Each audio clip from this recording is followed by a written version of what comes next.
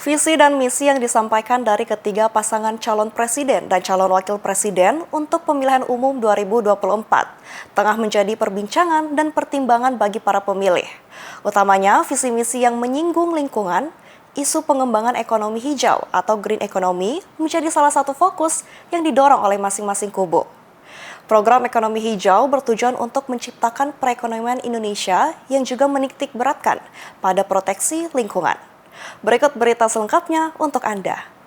Ketiga pasang kandidat, Anies Baswedan Muhaimin Iskandar, Prabowo Subianto Gibran Raka Buming Raka, dan Ganjar Pranowo Mahfud MD, sama-sama menyinggung soal green economy dan blue economy dalam visi misinya. Dalam memajukan ekonomi hijau, Prabowo Gibran menegaskan 4 poin program kerja. Mereka berkomitmen untuk mempercepat dekarbonisasi guna mencapai target net zero emission, mengembangkan ekosistem yang mendukung pemanfaatan sumber daya alam terkait carbon sink dan carbon offset, dan melanjutkan program mempensiunkan pembangkit listrik tenaga uap dengan asas keadilan, serta pengembangan biodiesel dan bioaftur dari kelapa sawit, bioetanol dari singkong dan tebu, menuju kemandirian komoditas gula, dan mendukung sumber energi hijau alternatif seperti air, angin, matahari, dan panas bumi.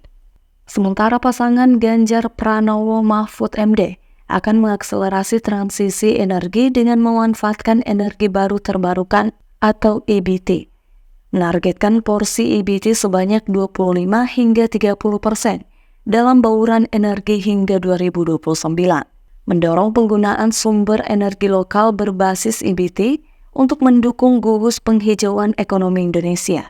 Dalam hal pengelolaan sampah, pasangan ini bertujuan menciptakan berkah ekologi dan peluang penghasilan tambahan dengan konsep waste to cash. Selain itu, mereka akan mengimplementasikan ekonomi sirkular dengan pendekatan 5R, reduce, reuse, recycle, repair, and refabricate, untuk minimalisir kerusakan sosial dan lingkungan, khususnya dalam menghadapi permasalahan plastik dan polusi. Pasangan Anies Muhaimin dari Koalisi Perubahan untuk Kesatuan memiliki fokus jelas terkait ekonomi hijau dan transisi energi dalam pemilihan presiden 2024. Dengan program Indonesia menuju EBT, mereka akan diversifikasi energi melalui bioenergi, panas bumi, air terjun, angin, hidrogen, dan tenaga surya. Pasangan ini juga membuka peluang bagi masyarakat untuk memproduksi EBT dan memasarkannya ke PLN dan mendorong pertumbuhan sektor EBT. Untuk mendukung tersebut, mereka akan membentuk dana abadi dari pendapatan sumber daya alam, dialokasikan untuk riset EBT, peningkatan kualitas manusia, dan memberikan insentif bagi penerapan EBT. Menukil laman Tirto ID, menurut Aryo DP Irhamna, dari Institute for Development of Economics and Finance, para pasangan calon belum memberikan penjelasan rinci mengenai solusi yang tepat menuju ekonomi hijau.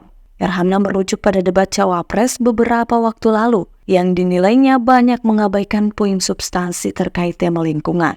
Zanzi Suhadi, Direktur Eksekutif Nasional Wahana Lingkungan Hidup Indonesia atau WALHI, juga mengemukakan pandangan bahwa apa yang ditawarkan oleh ketiga paslon belum sepenuhnya memuaskan. Dia menyoroti bahwa seluruh kandidat tidak sepenuhnya memahami ekonomi rakyat.